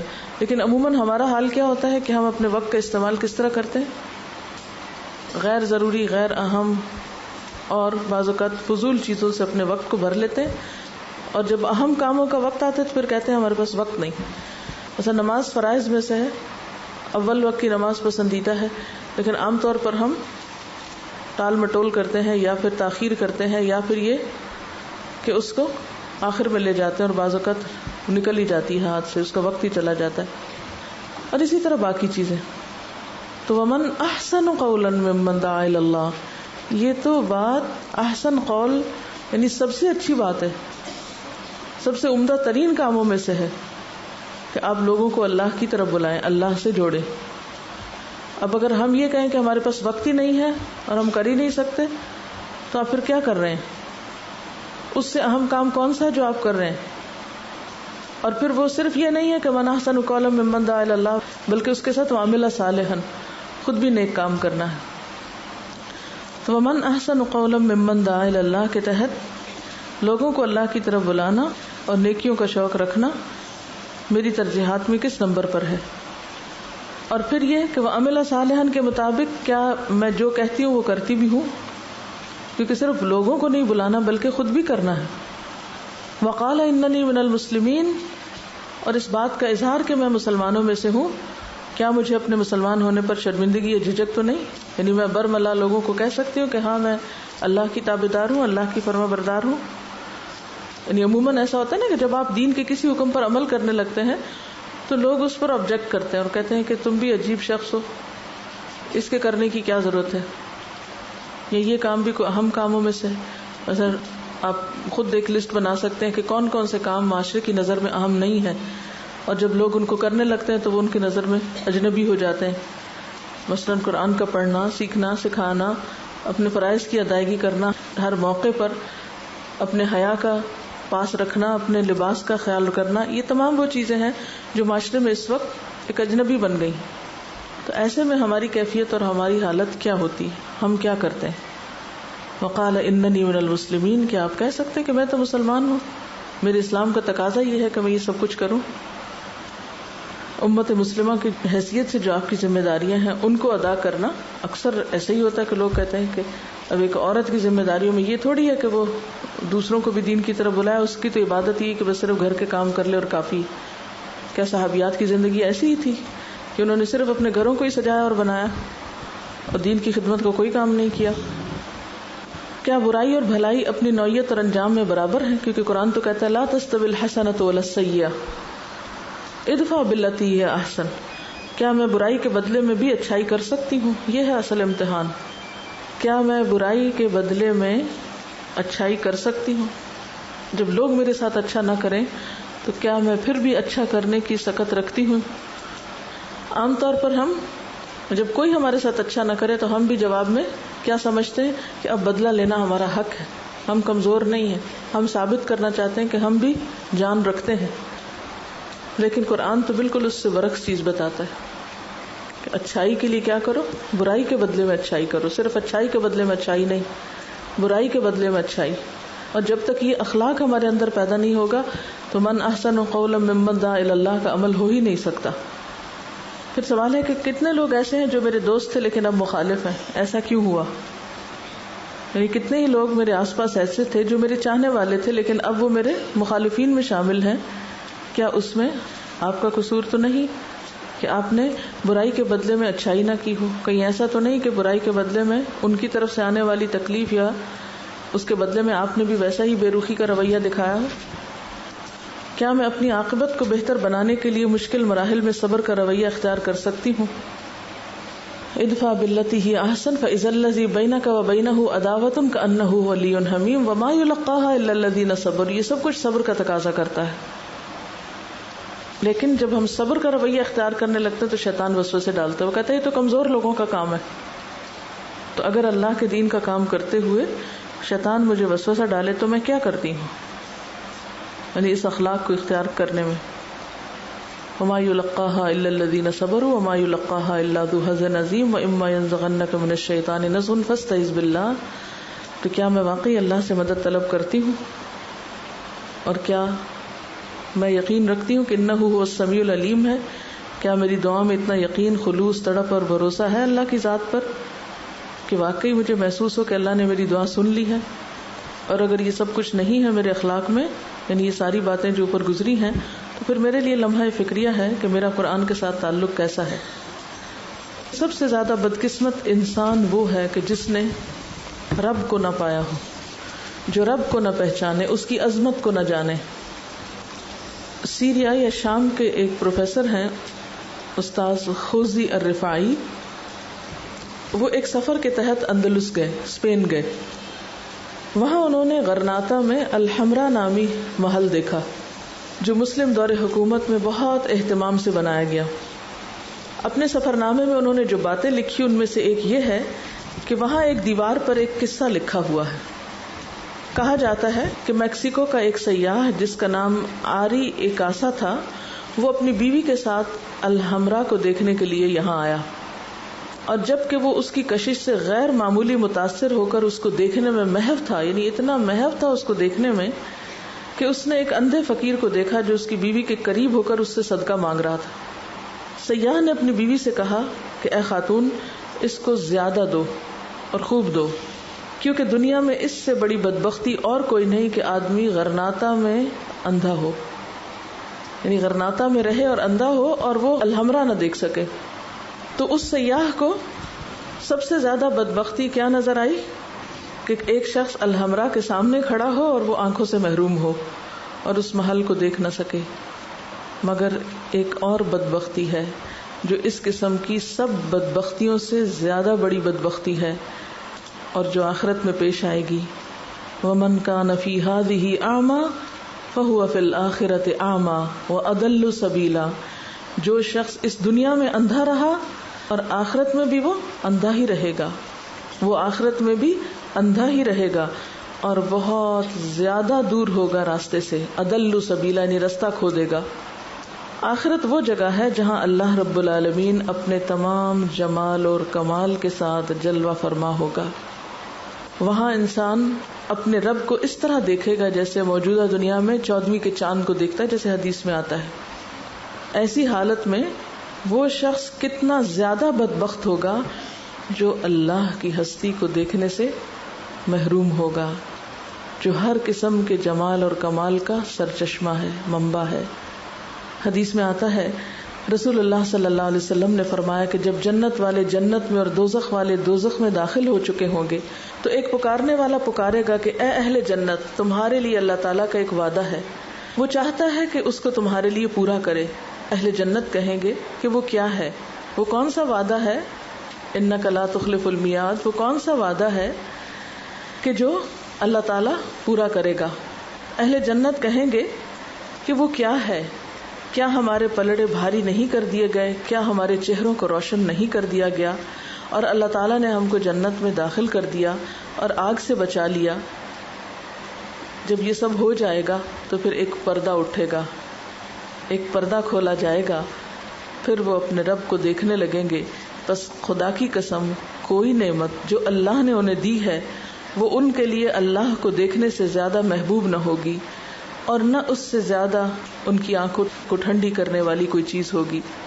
لیکن بات یہ ہے کہ آخرت میں اللہ کا دیدار انہی لوگوں کو حاصل ہوگا جو دنیا میں اس کو پالے، اس کو پہچان لے، جو غیب کے پردے میں اس کو دیکھنے کے لائق ہو جائے، جن کا اپنے رب پر ایسا اعتماد اور بھروسہ اور یقین ہو کہ وہ کسی بھی حال میں ہوتے ہوئے اس سے بے پرواہ نہ ہو، چاہے کھا رہے ہوں، پی رہے ہوں، سو رہے ہوں، جاگ رہے ہوں، چل رہے ہوں، پھر رہے ہوں، دنیا کے کاموں میں ہوں، نماز میں ہوں، ہر حال میں ان کی توجہ اور ان کا دھیان اور ان کے دل کی دھڑکن ان کے رب کی یاد کے ساتھ ہو۔ والذین آمنوا اشد حبا للہ، اسی کیفیت کا نام ہے۔ پھر ہر خوف، ہر مشکل، ہر پریشانی، ہر غم کے موقع پر سب سے پہلے اسی کی یاد آئے اور اسی کے آگے انسان جھک جائے اور اسی سے مدد مانگے اور اسی سے سکون پائے اور ہر غیر اللہ کو نگیٹ کر دے۔ اللہ کے سوا ہر دوسری چیز پر لکیر پھیر دے. تو جو شخص اس دنیا میں اللہ تعالیٰ کی نشانیوں کو دیکھتے ہوئے، اس کی قدرتوں کو دیکھتے ہوئے اسے نہ دیکھ پائے، من کان فی ہذہ اعمی فہو فی الآخرۃ اعمی، جس کو رب یہاں نہیں ملا اسے وہاں بھی نہیں ملے گا. تو رب کے ساتھ ایک لاپرواہی کا تعلق اور ڈھیلا ڈھالا سا تعلق اور بس کبھی ہوا تو اس کی طرف متوجہ ہو گئے، یہ کافی نہیں. اس سے آگے جانے کی ضرورت ہے اور انسان پر ایسی کیفیات گزرے کہ اللہ کی یاد آئے تو واقعی آنکھوں سے آنسو بہ پڑے. قیس بن حازم ایک تابعی ہیں، حضرت عبداللہ بن رواحہ صحابی کے بارے میں بتاتے ہیں کہ وہ اپنا سر اپنی بیوی کی گود میں رکھے ہوئے تھے کہ رو پڑے. ان کی بیوی بھی رونے لگی. انہوں نے اپنی بیوی سے کہا کہ تم کو کس چیز نے رلایا؟ بیوی نے کہا میں نے آپ کو روتے ہوئے دیکھا تو میں بھی رو پڑی. عبداللہ بن رواحہ کہتے ہیں کہ مجھے تو اللہ تعالیٰ کے اس قول نے رلایا کہ تم میں سے ہر شخص جہنم سے گزرے گا، وَإِن مِّنكُمْ إِلَّا وَارِدُهَا، تو مجھے نہیں معلوم کہ میں اس سے بچ جاؤں گا یا نہیں، یا مجھے نہیں معلوم کہ میں اس سے گزر پاؤں گا کہ نہیں. اب یہ کیا چیز تھی؟ کہاں پر بیٹھے ہیں، کس حال میں ہیں، کس کے ساتھ ہیں، اور دھیان کہاں لگا ہوا ہے، اور کون سی چیز ان کو رلا رہی ہے؟ بنیادی طور پر یہ رب کی عظمت ہی تھی، کیونکہ جب رب کی عظمت انسان کے دل میں بیٹھتی ہے تو پھر اپنے گناہوں کا احساس زیادہ بڑھتا ہے. منافق اپنے گناہوں کو اس طرح دیکھتا ہے جیسے ناک پہ بیٹھی مکھی ہو، تو بس اس کو اڑا دیا. اور مومن اپنے گناہوں کو اس طرح دیکھتا ہے جیسے اس کے سر پہ پہاڑ معلق ہو، تو کسی بھی وقت اس کو گر کے برباد کر سکتا ہے. یعنی رب کو پانا کوئی محض زبان کا یہ الفاظ کا کھیل نہیں ہے کہ انسان کہے میں نے پا لیا، یا رب کی یاد محض کوئی انگلیوں پر گھمائی جانے والی چیز نہیں ہے، یہ صرف زبان کی کوئی پریکٹس نہیں ہے. رب کو پانا رب پر آخری درجے کا اعتماد کرنا ہے، بھروسہ کرنا ہے، اس کی یاد میں کبھی آنسو بہانا ہے اور کبھی اس کی یاد میں اطمینان اور سکون پانا ہے، جیسے پہلے بھی ذکر ہوا کہ الا بذکر اللہ تطمئن القلوب. اب دیکھیے کہ انسان کے لیے سب سے زیادہ خوشی کی حالت کون سی ہوتی ہے؟ آپ کو خوشی کب ہوتی ہے؟ چلیے بتائیے، ذرا سوچئے اس پر. آپ کب خوش ہوتے ہیں؟ یہ خوشی کی کیفیت کب ہوتی ہے آپ پر؟ یعنی جب آپ اپنا کوئی ٹارگٹ اچیو کر لیتے ہیں، یا جب کوئی چیز آپ کو ملتی ہے. گویا ہم دوسرے لفظوں میں یہ کہہ سکتے ہیں کہ جب ہم اپنی پسندیدہ چیز کو پا لیتے ہیں، جو ہم لینا چاہتے ہیں وہ ہم کو مل جاتی ہے چیز، تو پانے کا جو احساس ہے وہ انسان کو خوش کرتا ہے، کچھ بھی پا لینے کا. اور پانے میں ضروری نہیں کہ کوئی آپ نے کھانا پا لیا یا کوئی سونا پا لیا یا کوئی نہیں، اس میں صرف مادی چیزیں نہیں آتی. مثلا آپ کو اپنے کسی سوال کا جواب مل گیا، آپ کی کوئی ذہنی الجھن کا حل آپ کو مل گیا، تو وہ بھی پانے کی ایک کیفیت ہوتی. تو انسان کے لیے حقیقت میں سب سے بڑی خوشی کا وقت وہ ہوتا ہے جب انسان سب سے بڑی سچائی کو پا لیتا ہے، سب سے بڑی حقیقت کو جب انسان پاتا ہے. اس کائنات کی سب سے بڑی حقیقت اللہ کی دریافت ہے، اپنے رب کو پانے کا احساس. اور یہیں سے انسان کی حقیقی خوشی کا آغاز ہوتا ہے. یہیں سے پھر اللہ تخافوا ولا تحزنوا کی کیفیت اٹھتی ہے. اور یہی پانا پھر انسان کو الحمدللہ رب العالمین کہنے کا لطف عطا کرتا ہے. حقیقی معنوں میں زبان سے شکر کے کلمات جاری ہوتے ہیں، شکر کا ترانہ زبان پر آتا ہے کہ صرف میرا رب نہیں، پوری کائنات کا رب. ایک ہے سوتے ہوئے سورۃ فاتحہ پڑھ لینا، اور ایک ہے شعور کے ساتھ الحمدللہ رب العالمین کہنا، جس سے قرآن کا آغاز ہو رہا ہے. سب سے بڑی حقیقت کا پانا ہے، عالمین کے رب کی پہچان، اپنے رب کی پہچان. اگرچہ ہم کتنی بھی کوشش کریں، چونکہ یہ دنیا ناقص ہے، کامل نہیں، تو ہم رب کی جو اصل قدر ہے یا اصل حقیقت ہے اس کو بھی نہیں پوری طرح پا سکتے. اور جتنی جتنی ہمارے اندر کمی کوتاہی ہوتی ہے، اتنا اتنا ہم اس حقیقت کو پانے میں بھی کوتاہی کا شکار ہوتے ہیں. کیوں کہا گیا انما یخشی اللہ من عبادہ العلماء؟ ہر کوئی اپنے کیلیبر، اپنے ظرف، اپنے پیمانے، اپنے امیجنیشن اور اپنی سوچ کے مطابق اپنے رب کو پاتا ہے، اس سے آگے نہیں. جتنی آپ کی ذہنی وسعت ہوگی، جتنا آپ کا دماغ بیدار ہوگا، جتنی آپ کی طلب صادق ہوگی اسی درجے پر آپ اپنے رب کو پائیں گے. اور اسی لیے آپ دیکھیں گے کہ اہل جنت جب جنت میں پہنچ کر اپنے رب کا دیدار کریں گے اور رب کو اصل شکل میں پالیں گے تو اس وقت ان کی پکار کیا ہوگی؟ وآخر دعوانا ان الحمد للہ رب العالمین. وہاں جا کر بھی ان کی زبان پر یہی جملہ ہوگا کہ رب کی حمد، رب کی ثنا، اور پھر رب کا نام کس طرح؟ رب العالمین. تو یہی ہے ربنا اللہ رب کل شیء، جو ہر چیز کا رب ہے. احسان کا درجہ بھی کیا ہے؟ ان تعبد اللہ کأنک تراہ. یہ نیکی کا اعلیٰ ترین مقام ہے کہ عبادت کے وقت، دین کا کام کرتے وقت، انسانوں کی خدمت کرتے وقت، کوئی بھی کام کرتے وقت انسان اپنے رب کو کس طرح پائے؟ کأنک تراہ، جیسے آپ دیکھ رہے ہیں اس کو. دنیا میں بھی اپنی محبوب ترین ہستی کی پریزنس میں آپ کا کام آسان ہو جاتا ہے نا. مثلا ایک کام آپ اکیلے کر رہے ہیں اور ایک کام آپ اپنی کسی عزیز دوست کے ساتھ بیٹھ کے کر رہے ہیں، اپنے ماں باپ کے ساتھ کر رہے ہیں، کوئی بھی جس سے آپ کو محبت. کیا فرق ہوتا ہے اس کے ساتھ مل کے کام کرنے میں اور تنہا کرنے میں؟ ہوتا ہے فرق کوئی؟ کیا ایک سپورٹ تو ہوتی ہے لیکن فیلنگ کیا ہوتی ہے؟ بھاری سے بھاری کام آسان ہو جاتا ہے، مشکل سے مشکل کام بہت چھوٹا ہو جاتا ہے. تو دین کا کام تو ایک ہے ہی بھاری کام، یہ آسان ہو ہی نہیں سکتا جب تک کہ آپ اپنے رب کو نہیں پاتے. جب آپ اپنے رب کو پاتے ہیں نا پھر آپ کو تنہائی بھی اچھی لگتی ہے. جب آپ اپنے رب کو پا لیتے ہیں نا تو آپ کو اس کے راستے میں دینا، خرچ کرنا بھی بہت اچھا لگتا ہے، آپ کو ایک لطف آتا ہے. پھر آپ کو سجدہ بھی بہت اچھا لگتا ہے، پھر ہر نیکی کا کام اچھا لگتا ہے کیونکہ آپ اس کو پائے ہوئے ہیں. پھر لوگوں کے شکوے، لوگوں کی تکلیفیں، لوگوں کی طرف سے آنے والی اذیتیں، لوگوں کی باتیں، لوگوں کی تنقید، لوگوں کی خرافات، ان سب چیزوں سے انسان اوپر اٹھ جاتا ہے. اس نے اپنے رب کو پا لیا، اس پانے میں اتنی لذت ہے، اتنا سکون ہے، اتنی خوشی ہے، ایک ایسی کیفیت ہے کہ کسی چیز کی پرواہ نہیں. دو عالم سے بیگانہ کرتی ہے دل کو، عجب چیز ہے لذت آشنائی، عجب چیز ہے لذت آشنائی. لیکن یہ ہو تو پھر بات ہے نا، پایا ہی نہیں، اسی لیے سارے غم ہیں، اسی لیے سارے شکوے ہیں، اسی لیے مایوسی ہے، اسی لیے ڈپریشن ہے. پایا ہی نہیں اس کو. جب وہ ساتھ ہے تو غم کیسا، فکر کیسی؟ لا تحزن. کیوں؟ ان اللہ معنا. تاریخ میں اس سے مشکل کوئی مرحلہ ہوگا کہ ایک پیغمبر کی جان خطرے میں ہے، دشمن قریب پہنچ چکا ہے، پاؤں نظر آ رہے ہیں. خوف کا عالم کیا ہو سکتا ہے؟ ذرا سوچئے. خدا نہ کرے کہ آپ کے گھر میں کچھ اور آ جائے، خدا نہ کرے، لیکن میں اس لیے مثال دے رہی ہوں کہ شاید آپ فیل کر سکیں اس کیفیت کو، اور آپ اسے چھپ رہے ہیں، بچ رہے ہیں. کبھی آپ نے امیجنیشن میں بھی سوچا ہوگا کہ اگر کوئی آ جائے تو میں کہاں چھپوں گی، کیسے کنڈی لگاؤں گی، کہاں گھسوں گی؟ ہوتا ہے نا. تو آپ چھپ رہے ہیں، بچ رہے ہیں، اور وہ جہاں آپ چھپے وہاں تک پہنچ جاتا ہے.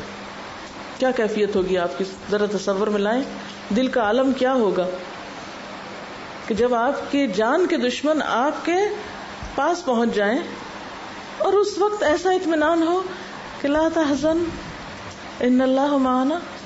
ایک شخص تلوار تان کے کھڑا ہے، بچاؤ میرے ہاتھ سے تمہیں کون چھڑا سکتا ہے؟ تو وہ کہتا ہے میرا اللہ. یہ ہے رب کو پانا کہ اگر اس کی مدد میرے ساتھ ہے کوئی نقصان نہیں دے سکتا، اور اگر اس نے مدد سے ہاتھ کھینچ لیا تو کوئی کام آ ہی نہیں سکتا، کوئی بچا ہی نہیں سکتا.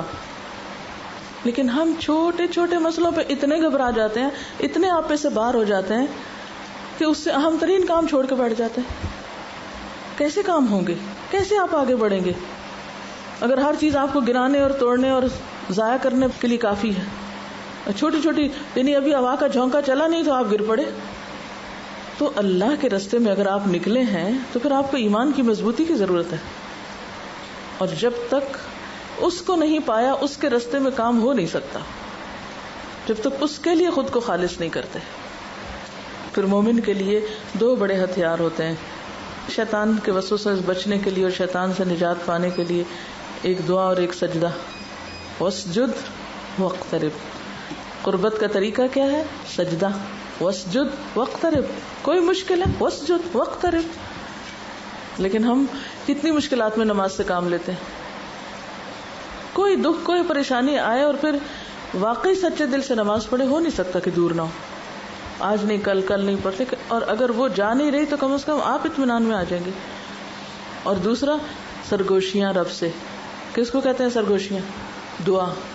یناجی ربہ، مانگے اس سے. اور تیسرے صدقہ خیرات. لن تنالوا البر حتی تنفقوا مما تحبون. اللہ کی مدد، محبت، رحمت آ نہیں سکتی جب تک کہ اپنی پسندیدہ ترین چیز اس کے لیے نہ خرچ کر دو. رب کو پانے کے لیے جتنی بھی چیزیں رکاوٹ بنی ہوئی نا، ان کی قربانی جب تک نہیں ہوگی اس وقت تک نہیں بات بنے گی.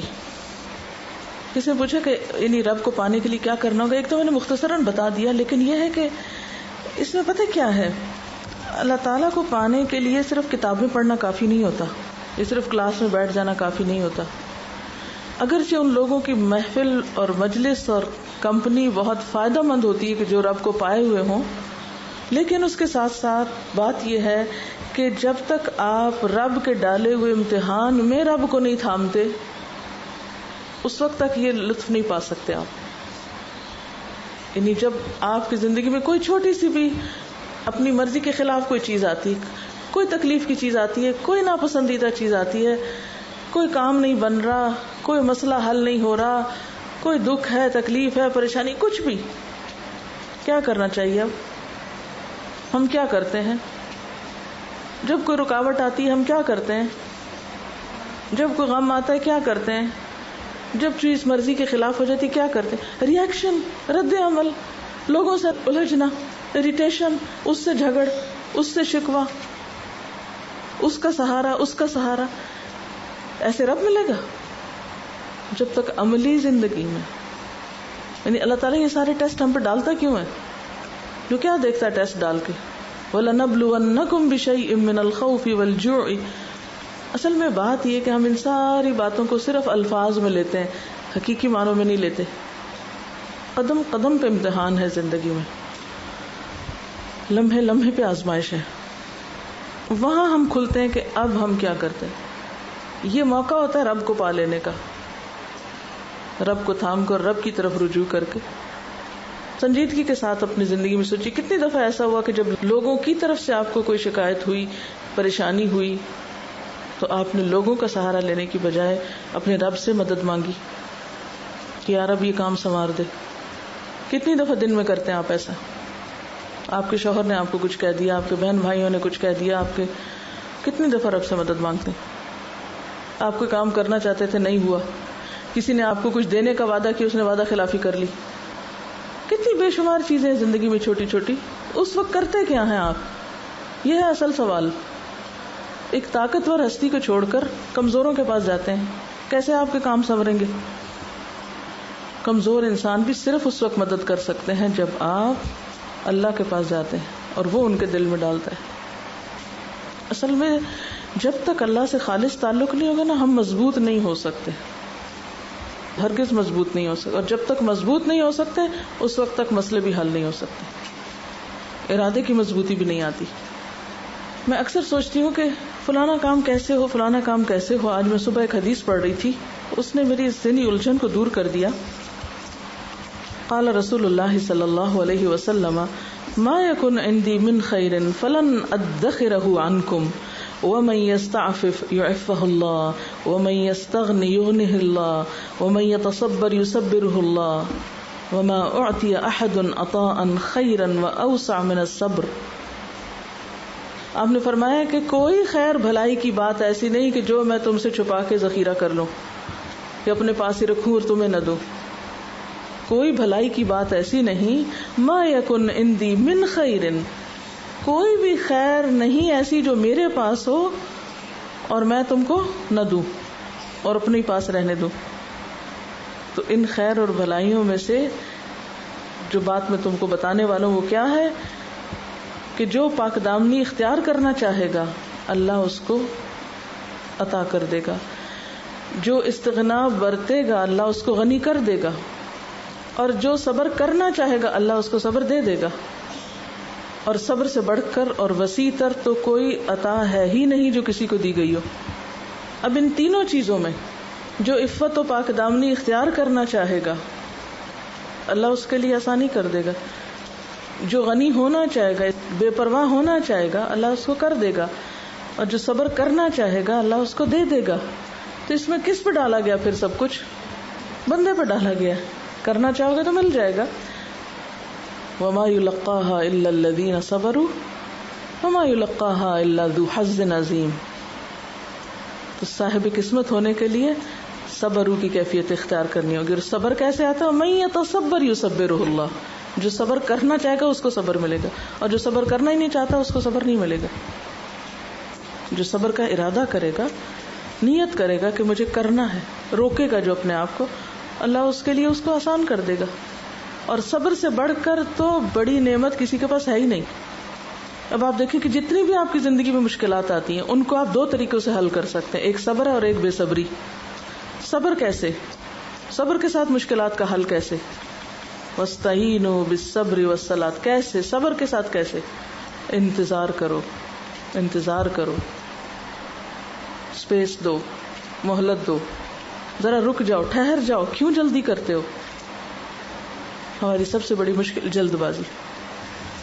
اصل مشکل یہ ہے کہ ہم سب قرآن بھی پڑھ جاتے ہیں، دین کی خدمت بھی شروع کر دیتے ہیں، مگر محسوس نہیں ہوتا کہ وہ اخلاق ہمارے اندر آ گیا ہے جو قرآن پیدا کرنا چاہتا ہے. جو کان خلقہ القرآن تھا وہ نہیں نظر آتا. اور اس کی بنیادی وجہ کیا ہے؟ ربنا اللہ کہتے تو ہیں لیکن پایا نہیں. کہاں سے پتہ چلتا ہے؟ خوشی اور غم کے مواقع، نعمت کے ملنے اور چھننے پر ہمارے رویے، ہمارے معاملات اور ہماری بے صبری اور ہمارا دین پر استقامت کا اختیار نہ کرنا. ہمارے اپنے گھروں میں یا خاندان میں تعلقات اچھے کیوں نہیں ہوتے؟ ہم اپنے اوقات کو کس طرح استعمال کر رہے ہیں؟ پھر ہم اپنا فیصلہ کریں کہ ہم کامیابی کے راستے پہ جا رہے ہیں یا ناکامی کی طرف بڑھ رہے ہیں، اور اس کا ہمیں احساس تک بھی نہ ہو. اور یہاں بھی جو کہتا ہے نا ادفع باللتی ہی احسن فاذا الذی بینک وبینہ عداوۃ کأنہ ولی حمیم. یہ اتنا افیکٹو فارمولا ہمارے لیے کیوں افیکٹو نہیں ہے؟ ہمارے لیے کیوں فائدہ مند نہیں؟ ہمارے ذریعے دین کو وسعت کیوں نہیں مل رہی؟ ہمارے ذریعے انسانیت کا بھلا کیوں نہیں ہو رہا؟ انہوں نے یہاں سوال کیا ہوا ہے کہ اگر اللہ سے مدد مانگے، فوراً صلاۃ حاجت بھی پڑھی جائے، مگر جذبات انسان پہ غالب ہوں، تو اس کا مطلب ہے کہ انسان حقیقتاً اللہ سے مدد نہیں مانگ رہا. جذبات سے مغلوب ہونے سے میری مراد ہے رونا، غصہ وغیرہ. دیکھیے کہ رونے کی کیفیت یا غصے کی یہ سب ہماری انسانی کیفیات ہیں، لیکن کوئی بھی چیز اپنے حد کے اندر تو ٹھیک ہے، لیکن کسی بھی چیز یا کیفیت کا ہمارے اوپر اس طرح غالب آ جانا کہ اس سے ہمارے معاملات بگڑنے لگے، ہم اپنے اصل سے ہٹنے لگے، ہم اپنا راستہ چھوڑنے لگے، یا پھر یہ کہ ہم انسانوں کے ساتھ تعلقات خراب کرنے لگے، تو یہ ناپسندیدہ ہے.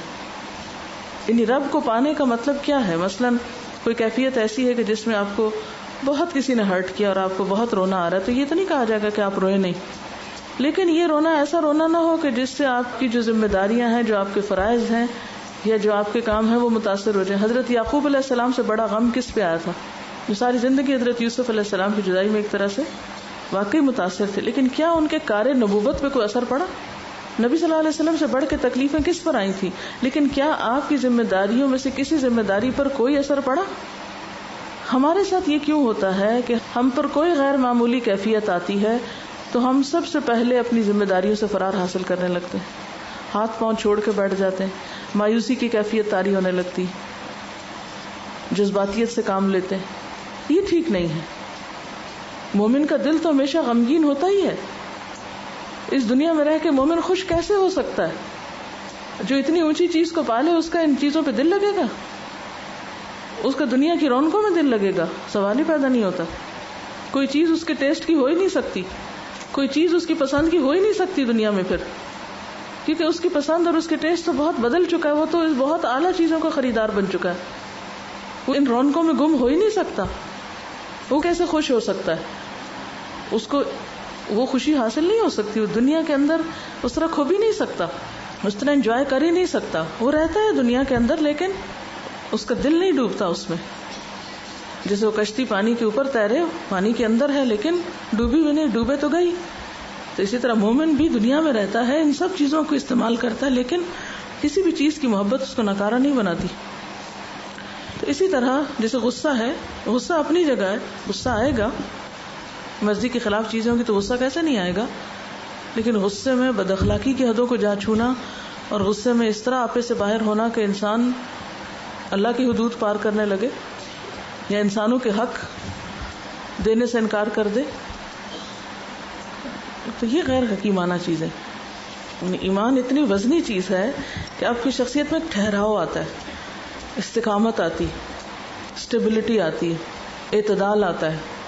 یہ جو بات ہے نا موڈ سوئنگز, وہ کیا چیز ہوتی ہے موڈ سوئنگز؟ مومن کو تو کسی موڈ سوئنگ کا نہیں پتا ہوتا. کیا رب کو پانا مستقل خوف کی کیفیت ہے؟ ہرگز نہیں. مستقل ٹھہراؤ کی کیفیت ہے, مستقل ٹھہراؤ کی کیفیت ہے. غم میں بھی ٹھہراؤ, خوشی میں بھی ٹھہراؤ, کسی سے ناراضگی میں بھی ٹھہراؤ, کسی سے محبت میں بھی ٹھہراؤ, ہر چیز میں ایک ٹھہراؤ. رب کو اگر ہم پہلے لفظ کا پتہ چلے یہ رب کیا ہے تو اس سے زیادہ بات سمجھ میں آئے گی. حضرت ابراہیم علیہ السلام نے رب کا تعارف کن الفاظ میں کروایا تھا؟ قرآن پاک میں آتا نا, افرأیتم ما کنتم تعبدون انتم وآباؤکم الاقدمون فانہم عدو لی الا رب العالمین. کون ہے رب؟ الذی خلقنی فہو یہدینی والذی هو یطعمنی ویسقینی واذا مرضت فہو یشفینی. اور اس میں مرض روحانی جسمانی سب آتی. والذی یمیتنی ثم یحیینی والذی اطمع ان یغفر لی خطیئتی یوم الدین رب هب لی حکما والحقنی بالصالحین واجعل لی لسان صدق فی الآخرین واجعلنی من ورثة جنة النعیم واغفر لأبی انه کان من الضالین ولا تخزنی یوم یبعثون یوم لا ينفع مال ولا بنون الا من اتى اللہ بقلب سلیم وازلفت الجنة للمتقین وبرزت الجحیم للغاوین وقیل لهم این ما کنتم تعبدون من دون اللہ هل ینصرونکم او ینتصرون فکبکبوا فیها هم والغاوون وجنود ابلیس اجمعون قالوا وهم فیها یختصمون تاللہ ان کننا لفی ضلال مبین اذ نسویکم برب العالمین وما اضلنا الا المجرمون فما لنا من شافعین ولا صدیق حمیم فلو ان لنا کرة فنکون من المؤمنین ان فی ذلک لآیہ وما کان اکثرهم مؤمنین وان ربک لہو العزیز الرحیم. یہ ہے پوری کیفیت. یہ پورے ڈائلاگ جو ہے وہ رب کی پہچان اور رب کے ساتھ جس کا تعلق مضبوط ہوتا ہے اس کے پھر احساسات, اور جو رب کے علاوہ غیر رب پر توکل کرتے ہیں پھر ان کی کیفیات اور ان کا انجام. سورۃ شعراء ہے آیت نمبر 75 سے. اصل بات یہ ہے کہ رب وہ ہے جس کے ہاتھ میں ہم اپنا ہر نفع اور نقصان سمجھتے ہیں, جس پر اپنی ساری توقعات اور تمنائیں اور آرزویں رکھتے ہیں, ہر مشکل میں اور ہر غم میں جس کو سب سے پہلے رکھتے ہیں. اور پھر الذی خلقنی فہو یہدینی, اسی سے رہنمائی طلب کرتے ہیں. یطعمنی ویسقینی, یہی فکر ہے نا ہماری. اذا مرضت فہو یشفینی, تو اپنی ساری حاجات, ساری تمنائیں, ساری توقعات, سب کچھ اسی کے ساتھ.